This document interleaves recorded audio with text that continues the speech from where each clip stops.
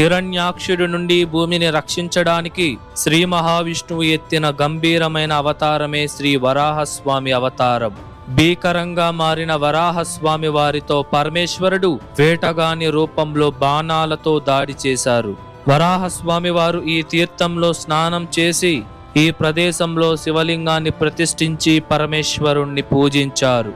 ఈ ఆలయంలోని శివలింగం శంకు చక్రాలను ధరించి ఉంటుంది మరియు ఈ ఆలయం కేతు పరిహార స్థలం. ఈ ఆలయాన్ని దాదాపు 1400 సంవత్సరాల క్రితం పల్లవ రాజులు నిర్మించగా చోళ మరియు విజయనగర రాజులు ఎంతగానో అభివృద్ధి చేశారు. హాయ్ హలో నమస్తే, వెల్కమ్ టు అవర్ ఛానల్ ఆలయ యాత్ర. ఈరోజు మనం ఒక అద్భుతమైన మరియు పురాతనమైన శివాలయాన్ని అయితే దర్శించబోతున్నాం అన్నమాట. ఇంతకీ ఏంది ఆలయం అంటే శ్రీ వారాహీశ్వర స్వామి వారి ఆలయం.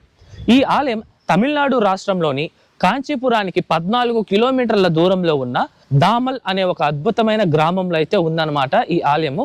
కాంచీపురం నుండి ఈ ఆలయానికి రెగ్యులర్ గా బస్సెస్ కూడా వస్తూనే ఉంటాయి. ఈ ఆలయం తాలూకా లొకేషన్ కూడా నేను మీకు డిస్క్రిప్షన్ లో ఇచ్చుంటాను, చెక్ చేయండి.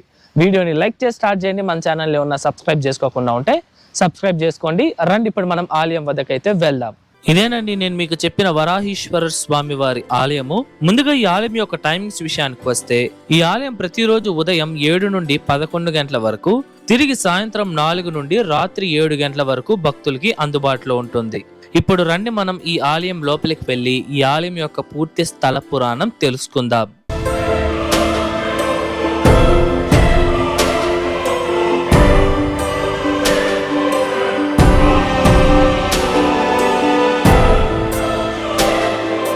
శ్రీ మహావిష్ణువు వారు తన దశావతారాలతో ఈ కాంచీపురం చుట్టుపక్కల ఉన్న పరిసర ప్రాంతాలలో మహాశివుడినైతే పూజించారు. ఆ త్రోవలోనే వరాహ అవతారంలో ఉన్న శ్రీ మహావిష్ణువు ఈ ప్రాంతంలో పరమేశ్వరుణ్ణైతే పూజించారన్నమాట.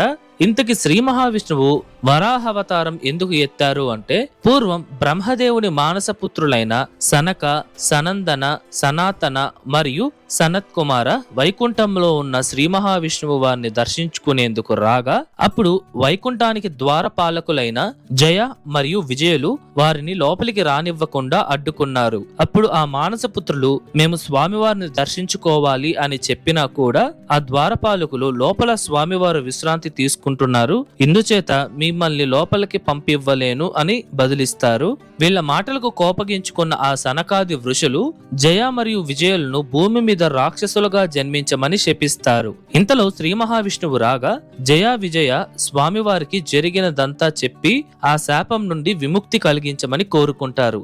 అప్పుడు స్వామివారు శాపం నుండి విముక్తి కలిగించలేను, కానీ మీకు ఒక అవకాశం ఇస్తాను. అదేంటంటే 3 జన్మలు రాక్షసులుగా జన్మిస్తారా లేదా 7 జన్మలు నాకు భక్తులుగా జన్మిస్తారా అని అడగగా వారు మిమ్మల్ని విడిచి 7 జన్మలు ఉండలేము, బదులుగా 3 జన్మలు రాక్షసులుగా ఉంటాము అని స్వామివారికి బదులివ్వగా స్వామివారు అయితే సరే, మీరు రాక్షసులుగా జన్మించిన ఆ 3 జన్మలలో నా చేతిలో మరణించి ముక్తిని పొంది తిరిగి వైకుంఠానికి చేరుతారు అని స్వామివారు వాళ్ళకి బదులిస్తారన్నమాట.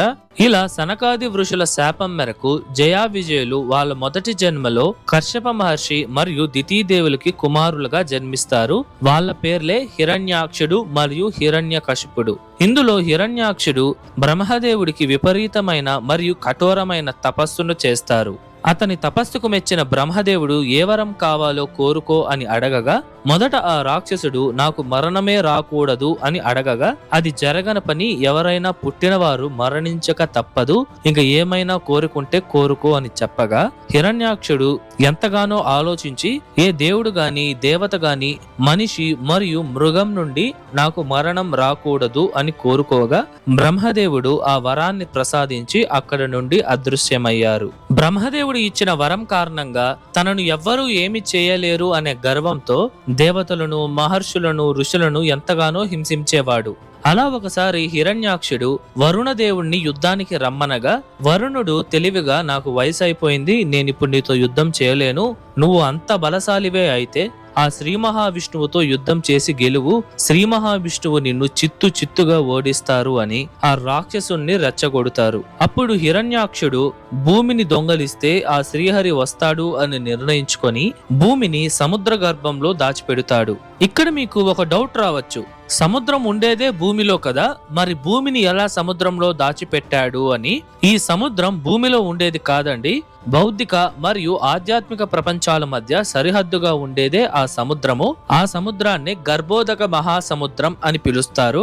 ఇలా ఆ మహాసముద్రంలో ఉన్న భూదేవిని రక్షించడానికి శ్రీ మహావిష్ణువు అవతరించిన 3వ అవతారమే వరాహస్వామి అవతారం. మన భాగవత పురాణం ప్రకారం వరాహస్వామి బ్రహ్మదేవుడు ముక్కు నుండి జన్మించారు. అలా స్వామివారు జన్మించినప్పటి నుండి క్షణక్షణం తన శరీరాన్ని పెంచుకుంటూ వెళ్లారు. అలా భయంకరమైన గొంతుతో గట్టిగా అరవగా ముల్లోకాలు స్తంభించాయి. అప్పుడు వరాహస్వామి ఆ గర్భోదక మహాసముద్రంలోకి ఒకేసారిగా దూకగా ఇద్దరు గదతో కొంత సమయం యుద్ధం చేశారు. తర్వాత చేతితో కొట్టుకోవడం ప్రారంభించారు. ఇలా వీళ్ళిద్దరూ వివిధ ఆయుధాలతో దాదాపు 1000 సంవత్సరాల పాటు యుద్ధం చేశారు. అప్పుడు వరాహస్వామి తన దంతాలతో హిరణ్యాక్షుణ్ణి గుద్ది ఆ రాక్షసుడి శరీరాన్ని పెకలించి అతనును సంహరించారు. అలా సంహరించిన స్వామివారు ఆ భూమిని యథాస్థితిలో పెట్టారు.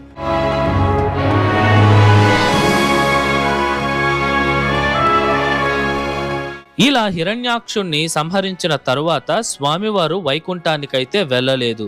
దాంతో దేవతలు మహర్షులు ఆందోళన పడి పరమేశ్వరుణ్ణి సహాయం చేయమని వేడుకుంటారు. అదే సమయంలో వరాహస్వామి వారు ఆ రాక్షసుని సంహరించిన కోపాన్ని అదుపు చేసుకోలేక ఈ ప్రాంతంలో క్రూరంగా ప్రవర్తిస్తూ ఉంటారు. స్వామివారు ఎందుకు ఇలా ప్రవర్తించారు అంటే, ఆ రాక్షసుడిని తన దంతాలతో పొడిచినప్పుడు అతని రక్తం ఆ దంతంలో అంటుకుంటుంది. ఇందుచేతే స్వామివారు క్రూరంగా ప్రవర్తించడం మొదలు పెడతారు. అప్పుడు పరమేశ్వరుడు ఈ ప్రదేశానికి ఒక వేటగాని రూపంలో వచ్చి వరాహస్వామి వారిపై బాణాలతో దాడి చేస్తారు. అలా ఇద్దరు చిన్నపాటి యుద్ధం చేస్తూ ఉండంగా పరమేశ్వరుడు ఆ దంతాలను విరిచేయగా స్వామివారు తిరిగి యథాస్థితికి వస్తారు. అప్పుడు వరాహ అవతారంలో ఉన్న శ్రీ మహావిష్ణువు ఈ తీర్థాన్ని ఏర్పాటు చేసి ఇక్కడే స్నానం చేసి ఈ ప్రదేశంలో శివలింగాన్ని ప్రతిష్ఠించి పూజించి ఆ రాక్షసుని సంహరించిన పాపాన్ని పోగొట్టుకుంటారు. ఇలా శ్రీ మహావిష్ణువు ఈ లింగాన్ని పూజించడం ద్వారా ఈ లింగం శంకు చక్రాలను ధరించి ఉంటుంది. ఈ శివలింగం దాదాపు 4 అడుగుల పొడవుతో చాలా బ్రహ్మాండంగా ఉంటుంది. ఇక్కడ స్వామివారిని వారాహీశ్వరర్ మరియు పండ్రీశ్వరర్ అని కూడా పిలుస్తారు. ఈ ఆలయంలో మరొక ప్రత్యేకత ఏమిటంటే, ప్రతి సంవత్సరం ఫిబ్రవరి మార్చిలో వచ్చే రథసప్తమి రోజున సూర్యకిరణాలు నేరుగా స్వామివారిపై పడుతాయి. అలాగే ప్రదోషం, మాస శివరాత్రి మరియు శివరాత్రి రోజున పూజలను కూడా ఘనంగా నిర్వహిస్తారు. అలాగే ఈ ఆలయంలో అమ్మవారికి ప్రత్యేకంగా మందిరం కూడా ఉంది. ఇక్కడ అమ్మవారిని గౌరీదేవి మరియు స్వర్ణాంబిగై అమ్మన్ అని పిలుస్తారు. అమ్మవారు నిలబడి ఉన్న భంగిమలో 4 చేతులతో భక్తులకి దర్శనమిస్తారు. సాధారణంగా అన్ని ఆలయాలలో అమ్మవారికి ఎదురుగా అమ్మవారి వాహనమైన సింహం అయితే ఉంటుంది. కానీ ఈ ఆలయంలో అమ్మవారికి ఎదురుగా ఏనుగు నిలబడుకొని ఉంటుందన్నమాట. ఇది ఈ ఆలయం యొక్క ప్రత్యేకతనైతే చెప్పుకోవచ్చు.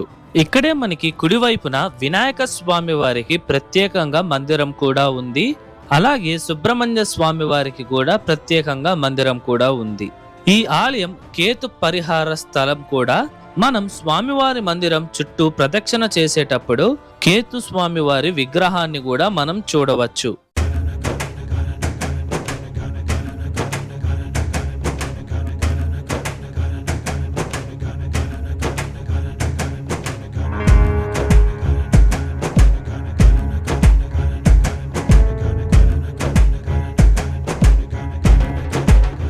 ఇప్పుడు మనం ఈ ఆలయం యొక్క పూర్తి నిర్మాణ చరిత్రను తెలుసుకుందాం. ఈ ఆలయాన్ని 7వ శతాబ్దంలో అనగా దాదాపు 1400 సంవత్సరాల క్రితం కాంచీపురాన్ని పరిపాలిస్తున్న పల్లవ రాజులైతే నిర్మించారు.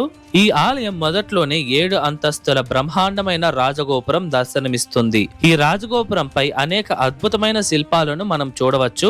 ఈ గోపురాన్ని 15వ శతాబ్దంలో విజయనగర రాజులైతే నిర్మించారు. ఈ రాజగోపురం దాటి మనం లోపలికి రాగానే ముఖమండపం, అర్ధమండపం మరియు గర్భాలయం అయితే కనిపిస్తుంది. ఈ ముఖమండపంలో అనేక స్తంభాలు ఉన్నాయండి. ఆ స్తంభాలపైన దేవతలకు సంబంధించిన ఎన్నో శిల్పాలను మనం చూడవచ్చు. ఈ స్తంభంపై చూడండి, దుర్గాదేవి అమ్మవారు 6 చేతులతో ఎంతో గంభీరంగా భక్తులకి దర్శనమిస్తున్నారు. ఈ ఆలయంలో మరొక ప్రత్యేకత ఏమిటంటే, ఈ ముఖమండపంలోని స్తంభాలపైన అష్టభైరవులు దర్శనమిస్తారు. అది మాత్రం మీరు తప్పకుండా దర్శించండి. అలాగే స్వామివారి మందిరం చుట్టూ అద్భుతమైన చుట్టు మండపం చూడవచ్చు. ఇది చాలా పెద్దదిగా ఉంటుంది. ఇక్కడ ఎన్నో రాతి స్తంభాలను మరియు చోళకాలం నాటి ఎన్నో అందమైన శిల్పాలను కూడా మనం చూడవచ్చు. అలాగే ఇక్కడ ఉన్న గోష్టంలో మొదట దుర్గాదేవి అమ్మవారు, బ్రహ్మదేవుడు, దక్షిణామూర్తి మరియు వినాయక స్వామిని అయితే మనం దర్శించుకోవచ్చు.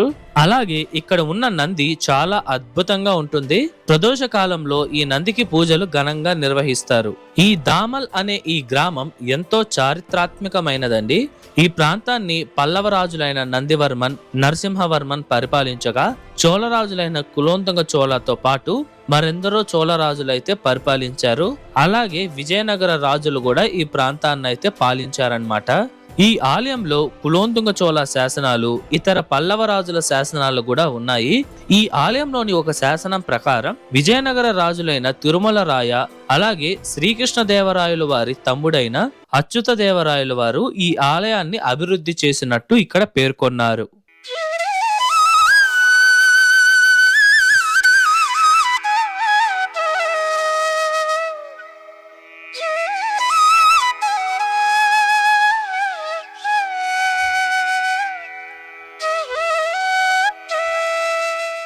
ఇదండి ఇవాళ వీడియో ఎలా ఉంది, నచ్చిందా? ఐ హోప్ ఈ ఆలయం తాలూకా పూర్తి చరిత్ర మీకు అర్థమయ్యేలా చెప్పాను అనుకుంటున్నాను. మీకు ఎటువంటి డౌట్స్ ఉన్నా సరే మర్చిపోకుండా కమెంట్స్లో తెలియజేయండి, నేను మీకు పక్కా రిప్లై ఇస్తాను.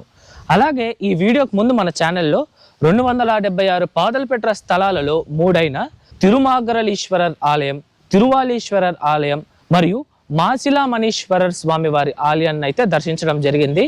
ఈ వీడియోస్ ఎవరన్నా చూడకపోయింటే వాటి లింక్స్ డిస్క్రిప్షన్లో ఇచ్చుంటాను, చెక్ చేయండి. ఈ వీడియో ఎలా ఉంది, నచ్చిందా? నచ్చితే లైక్ చేయండి, మీ ఫ్రెండ్స్ అండ్ ఫ్యామిలీస్కి షేర్ చేయండి, అండ్ దయచేసి మన ఛానల్ని సబ్స్క్రైబ్ చేసుకోండి. మరొక అద్భుతమైన ఆలయం వీడియోతో మీ ముందరకు వస్తా. అంతవరకు మీ శివవరప్రసాద్ సైనింగ్ ఆఫ్.